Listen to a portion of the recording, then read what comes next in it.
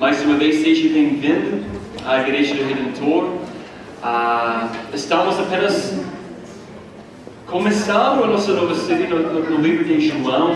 Ao longo das próximas 7 semanas, a gente vai examinar as 7 declarações de eu sou, feitas por Jesus sobre Ele mesmo. E o objetivo dessa série é que nós realmente conheçamos quem é Jesus. Quem é Jesus Cristo? Não há melhor maneira de fazer isso do que estudar a Palavra de Deus e as suas identificações sobre si mesmo. Agora, como eu falei na semana passada, a gente só vai encontrar essas 7 declarações sobre Jesus do eu sou no Evangelho de João. Eles não estão encontrados em Mateus, Marcos, Lucas. Aqui está o que Jesus fala sobre Ele mesmo, diz sobre Ele mesmo. Vamos aqui, Mateus e Jonathan, para essas 7 declarações. Vamos ler isso juntos. Primeiro, eu sou o pão da vida. Juntos, ok? Vamos mais uma vez. Eu sou o pão da vida. Eu sou a luz do mundo. Eu sou a porta. Eu sou o bom pastor. Eu sou o caminho, a verdade e a vida. Eu sou a videira verdadeira. Eu sou a ressurreição e a vida. São as 7 declarações eu sou que Jesus nos deu. E hoje a gente vai olhar para a primeira afirmação de Jesus, que Ele é o pão da vida. Mas primeiro eu quero compartilhar uma história com vocês. Na segunda-feira de cada semana, quase toda segunda-feira, eu levo as minhas filhas para a academia, para a sua aula de ginástica. E sem falhar, após cada uma dessas aulas, a gente para em um lugar para comer pão de queijo e tomar um pouco de açaí. E um dos momentos mais legais, eu acho, durante a semana, porque eu consigo passar um pouco de tempo com as minhas filhas sozinho. E um dos momentos, eu acho que também favoritos da semana para elas, especialmente Olivia, a pequenininha. Ela adora sentar com seu pai, ela gosta de comer pão de queijo, açaí. O único problema é que ela é muito social, muito social.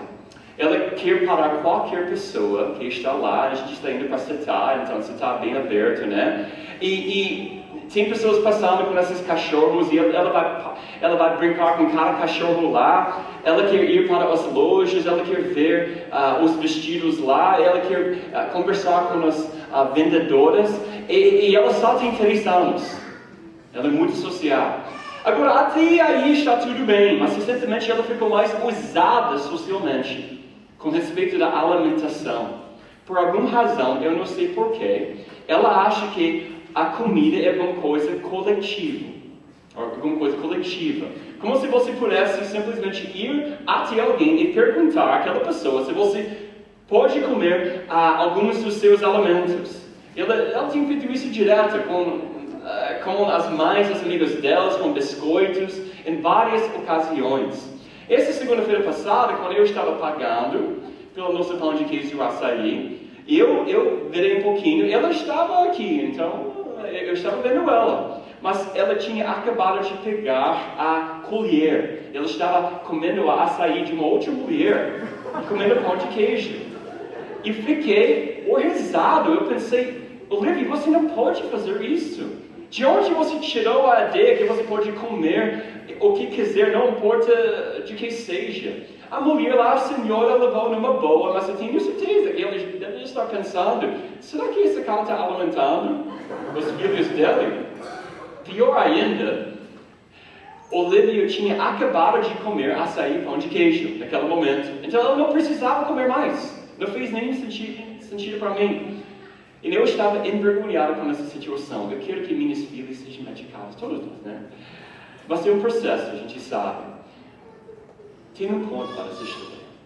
É engraçado porque na vida cristã, assim que nós tornamos crentes, muitas vezes a gente não tem o discernimento sobre o que nós estamos comendo e o que nós estamos nos alimentando.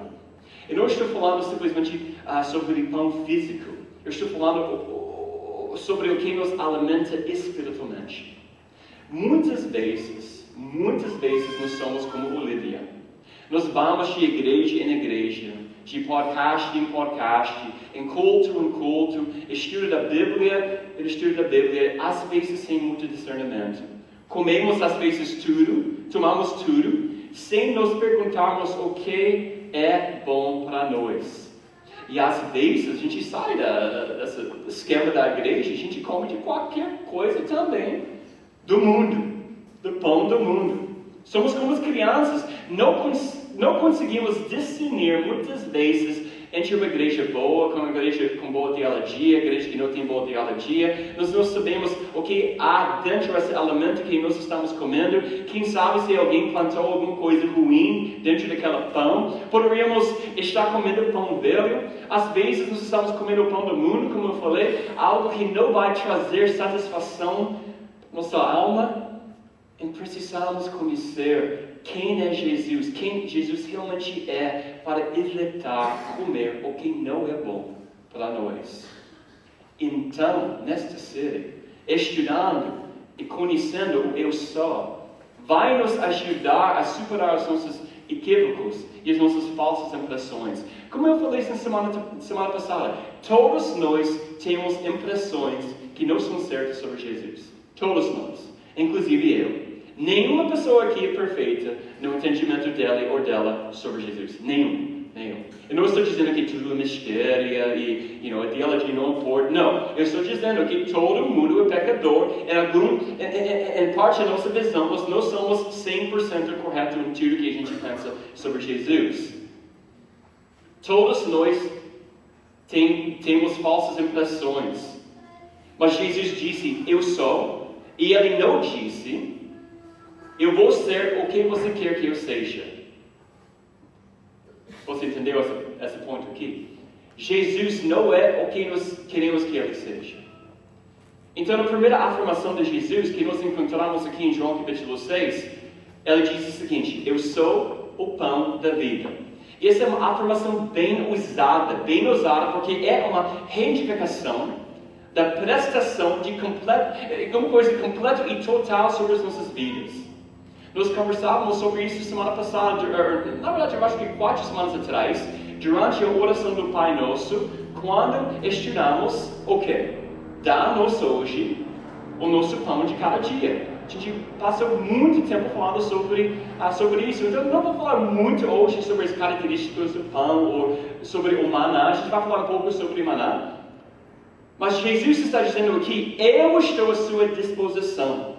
No fim das contas, eu sou quem você precisa. Eu sou mais do que suficiente.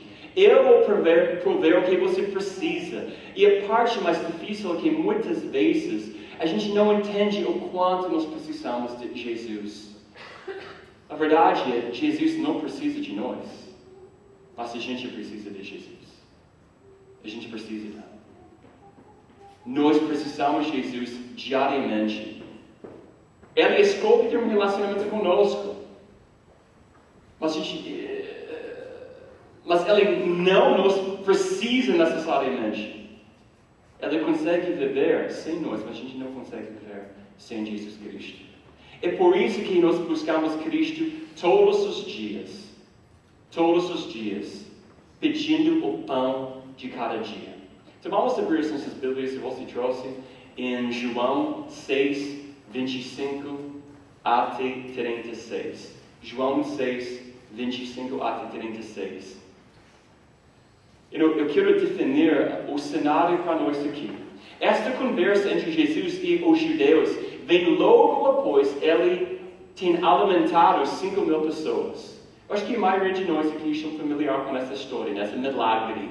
Ele alimentou 5.000 pessoas com somente 2 pães e 5 peixes. Isso é incrível.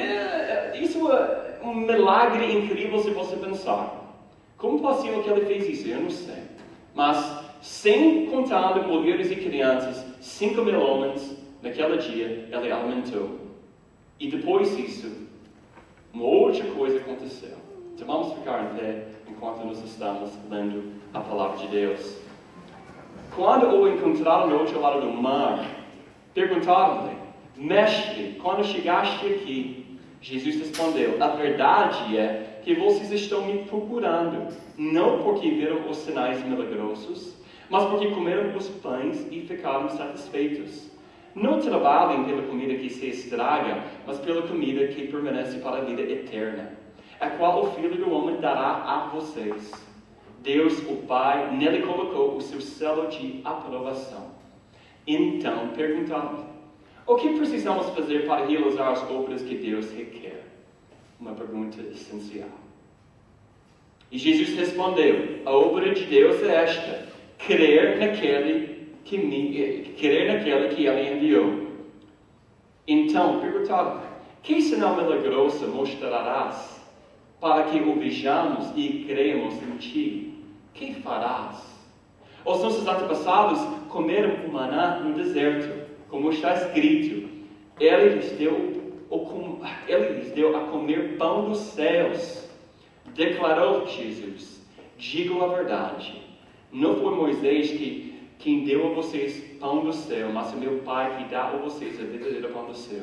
Pois o pão de Deus é aquele que desceu do céu e dá vida ao mundo. Disseram eles: Senhor, dá-nos sempre desse pão.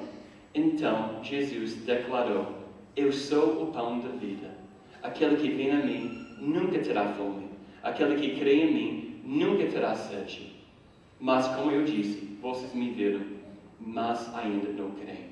Essa é a palavra de Deus hoje à noite. Amém? Vocês podem sentar. Então, imagine isto. A multidão se dispersou, saiu. Jesus e seus discípulos viajaram para o outro lado do mar da Galileia. Ainda tinha várias pessoas seguindo Jesus por várias razões. Alguns estavam interessados no reino político, outros eram apenas espectadores. E Jesus confronta os judeus com respeito de suas razões egoístas para seguir Jesus.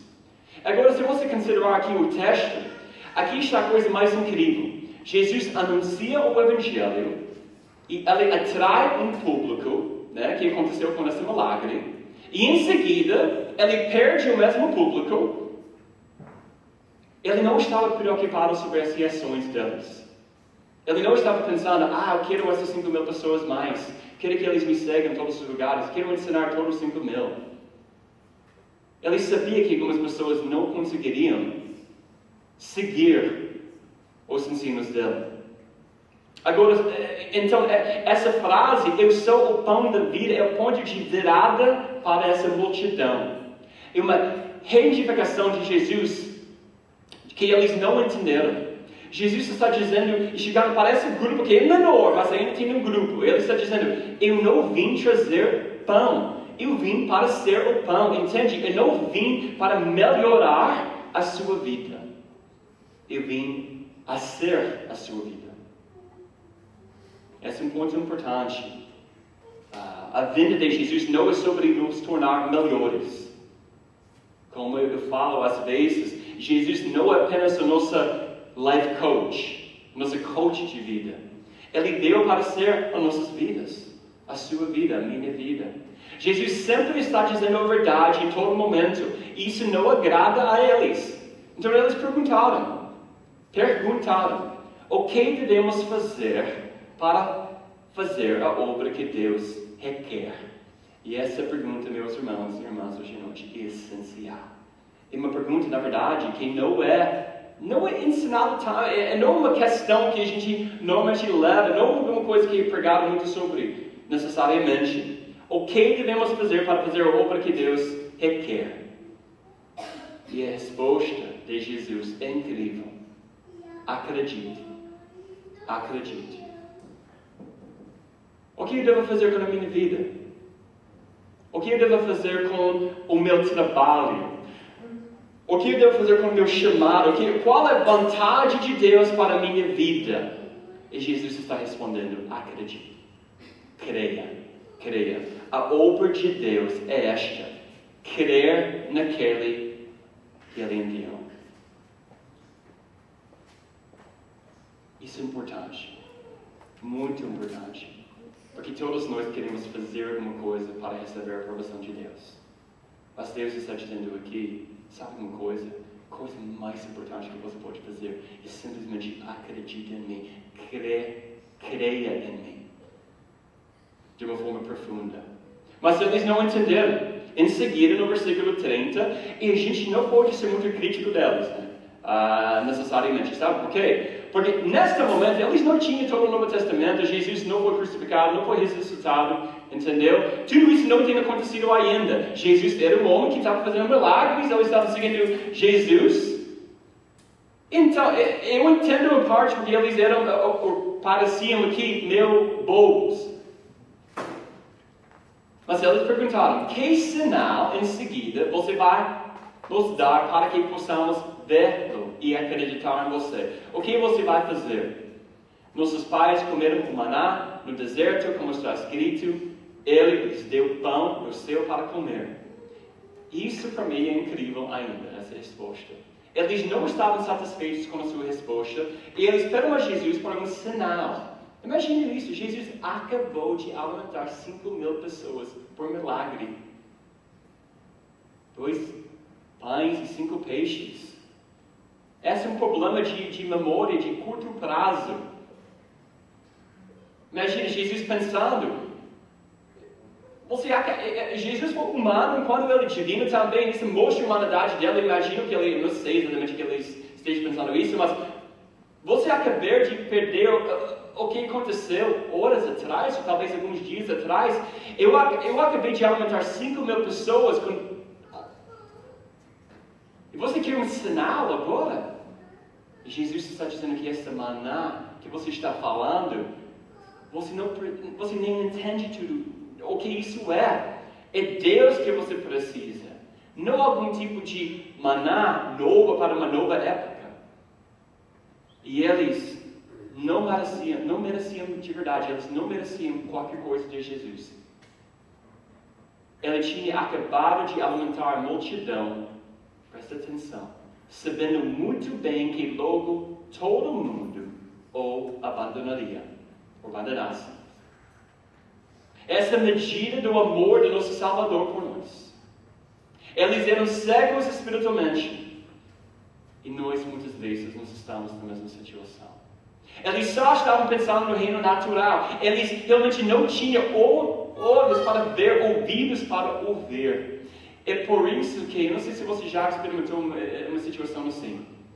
Às vezes as pessoas não respondem, mesmo aos mais evidentes movimentos de Deus. Às vezes as pessoas nem percebem, nem respondem. E você está lá com aquela pessoa que você quer que conhecer Cristo, que conhece Cristo, e aquela pessoa não está respondendo. E você está pensando, amigo, Deus está agindo na sua frente. E você simplesmente não está percebendo isso, você não está recebendo isso. Porque algumas pessoas não têm olhos para ver, ouvidos para ouvir as boas novas do Evangelho. Nós estudamos recentemente o maná do Antigo Testamento. Como Deus enviou o maná, que literalmente é o que é isso, em inglês, what is it? O que é isso, em grego, né?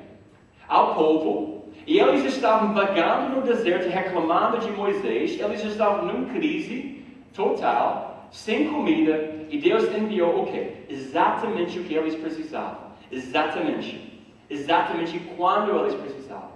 E Jesus está dizendo isso. Você está cego para essa verdade, mas eu tenho um alimento para oferecer você diariamente, que é a mesma coisa que você está lendo sobre, né? Maná. E essa comida sou eu mesmo. Eu sou o pão da vida. Eu sou o único que vai satisfazer a sua alma. No entanto, eles estavam esperando um reino terreno. E não é assim que Jesus funciona. Como eu falei, Jesus não vai ser necessariamente o que você quer que ele seja. Eles queriam que ele se tornasse um poder político. Porém, ele não funciona assim. Nós temos que aceitar Jesus como ele é. Nós não podemos só buscar uma parte de Cristo. Se não o aceitamos como Ele é, a gente não consegue receber Ele de jeito nenhum, necessariamente. Então vamos continuar aqui no versículo 37. Todo aquele que o Pai me der, virá a mim. E quem vier a mim, eu jamais rejeitarei. Pois desci dos céus, não para fazer minha vontade, mas para fazer a vontade daquele que me enviou. E esta é a vontade daquele que me enviou, que eu não perca nenhum dos que Ele me deu, mas os ressuscite no último dia. Porque a vontade do meu Pai é que todo aquele que olhar para o Filho e nele crer tenha a vida eterna, e eu ressuscitarei no último dia. Com isso, os judeus começaram a criticar Jesus, porque disseram: eu sou o pão que desceu do céu. E diziam: esse não é Jesus, o filho de José? Não conhecemos seu pai e sua mãe? Como ele pode dizer, desci do céu? Respondeu Jesus: param de me criticar. Ninguém pode ver a mim, seu pai que me enviou não o atrair, e eu o ressuscitarei no último dia. Está escrito nas profetas: todos serão ensinados por Deus. Todos os que ouvem o Pai e dele aprendem, vêm a mim. Ninguém viu o Pai, a não ser aquele que vem de Deus. Somente ele viu o Pai. Asseguro a vocês que aquele que crê tem a vida eterna. Eu sou o pão da vida. Então aqui, segunda parte da nossa passagem de hoje. Jesus nos lembra que Ele está em controle. No versículo 37 aqui, Ele diz: todo aquele que o Pai me der virá a mim, e quem vier a mim, eu jamais rejeitarei. Eles nunca, todo mundo fala nunca serão separados de mim. Nunca. Nunca significa nunca. Todo aqui significa todo. Eles são meu para sempre. Jesus estava nos mostrando aqui que os santos irão perseverar. Os santos irão perseverar. Essa é uma grande notícia. E ele, nos versículos 38 e 39 aqui, ele vai garantir a nossa salvação aqui. Para aqueles que têm relacionamento genuíno com Cristo. Apenas os destaques aqui. Porque eu vim não para fazer minha vontade, mas para fazer a vontade daquele que me enviou. Eu não perco nenhum de todos aqueles que me deu, mas eu o ressuscitarei no último dia. Jesus está dizendo que Ele é nosso sustento final. E tudo isso é parte do plano maior de Deus, que o Pai conhece os que virão a Ele, inclusive você, inclusive eu. Graças a Deus. Que a vontade de Deus é que nenhum se perca, mas todos serão levantados no último dia. Então, crente, cristão, não tenha medo que você vai perder a sua salvação. Sua salvação é segura em Jesus. Não acredite que você vai perder a sua salvação. Sim, você tem que desenvolver a sua salvação, numa espécie, talvez não dá em português, mas com temor e tremor. Está me entendendo? Como dizem as Escrituras, você deve abraçar a santificação. Mas você não deve temer que você não está salvo depois de conhecer Jesus genuinamente. Aqueles que verdadeiramente conhecem Jesus são salvos e seu trabalho é perfeito. É perfeito. Ele diz que ele não perde nenhum daqueles que receberam a ele. Nenhum significa nenhum aqui também. Se pudéssemos perder a nossa salvação, presta atenção, se pudéssemos perder a nossa salvação, estamos negando o poder da cruz. Estamos dizendo que o que Jesus fez por nós não é suficiente. Porque a gente poderia fazer pecados, algumas coisas tão piores, coisas tão ruins, que seu sangue não o cobre. E não há nenhuma evidência necessariamente disso na Bíblia. O sangue de Jesus cobriu todos os nossos pecados na cruz. Isso é um pecado que a gente... não vou falar sobre isso. O sangue de Jesus cobriu todos os nossos pecados na cruz, passado, presente, futuro. A nossa salvação é segura nela. Segura nele. Ele é o nosso pão de cada dia. Seu sangue nos cobre todos os dias. Graças a Deus. Amém? Graças a Deus. Vamos passar aqui para o versículo 44. Aqui nós vemos que o Pai é o Pai que nos atrai. Jesus diz, ninguém pode vir a mim se o Pai que me enviou não o trouxer. E eu o ressuscitarei no último dia. Jesus está dizendo aqui que nenhum ser humano é capaz de vir a Ele. Mas na grega essa palavra atrair é mais como compelir. Compelir. Então esse atrair não é algo leve como seduzir. É um trabalho ativo na parte de Deus. R.C. Sproul, ou R.C. Sproul, coloca dessa forma. Se você quiser tirar água de um poço, você se levanta na parte superior do poço, aqui. Não sei se você já fez isso, talvez não, provavelmente não.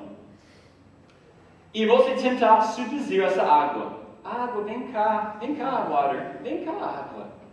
Claro que não. Água é uma coisa inerte. Você tem que ir lá e buscar água. E isso que Deus faz conosco. Ele puxa a água para fora do poço. Ele nos obriga. É Deus que nos sustenta. É Deus que sustenta nossa salvação, nossas vidas. Ele é o pão da vida. Se provarmos uma vez deste pão, a nossa vida nunca vai ser a mesma. Os Salmos nos lembram disso. Acho que Davi que escreveu isso. Provar e ver que Deus é bom. Salmo 34. 34:8. Essa verdade agora, essa verdade para toda a eternidade. Comer deste pão e viver para sempre. Graças a Deus. Comer deste pão e ter as nossas vidas. O que significa? Ter nossas vidas preenchidas com as melhores coisas do mundo. Não do mundo, né? Mas que existem. Mas se somos crentes apenas para os benefícios do cristianismo e não para Jesus, em seguida haverá uma grande diferença entre a apelação pública do nosso relacionamento com Deus e com a realidade privada dele. Talvez a gente fale muito sobre Deus, mas a gente não fala muito com Deus. Pode ser fácil para nós enganarmos outras pessoas, mas Deus não é tolo. Ele sabe quando nós estamos seguindo Ele por motivos superficiais. E Ele pede para as nossas vidas. Ele nos pede para voltar à simplicidade do Evangelho. Ele desafia as nossas motivações. Ele desafia as nossas impressões. Aqui está o que Charles Spurgeon diz. O Evangelho não é o luxo de refinamento, mas o alimento básico, como o pão da nossa vida cotidiana. Afinal das contas, a gente não precisa de palavras bonitas quando nossos corações estão pesados.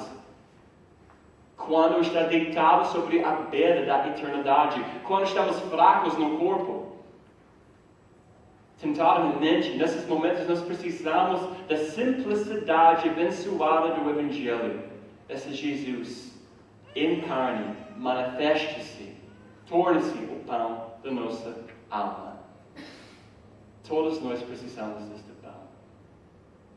Agostinho, ele observou que cada pessoa tinha um vazio, né?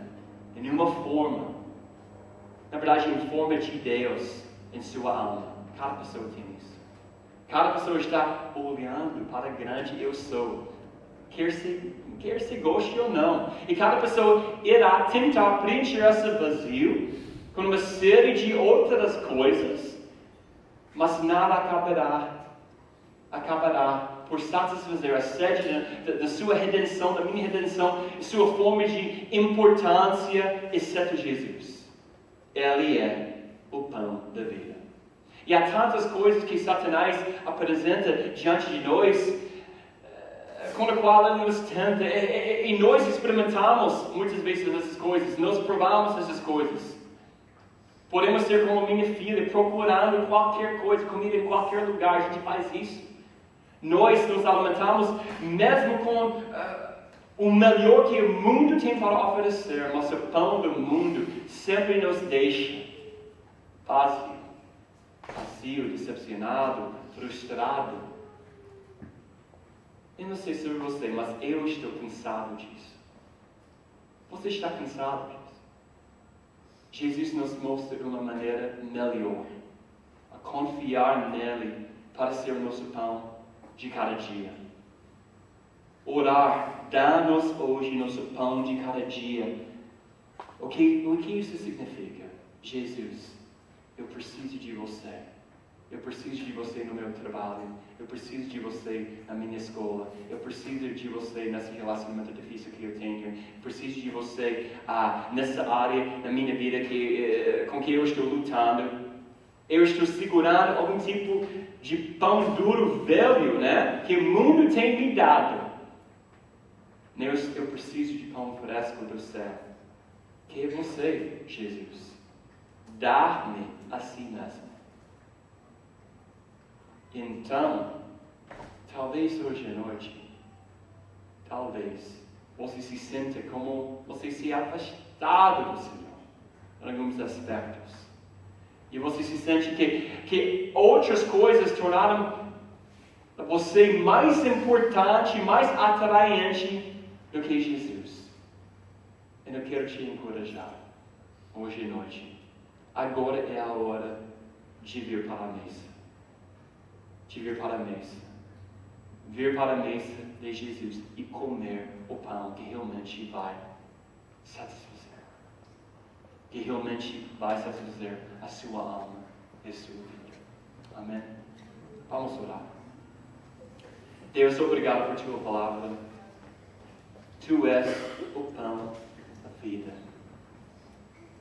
Precisamos diariamente, não simplesmente pão físico, Senhor.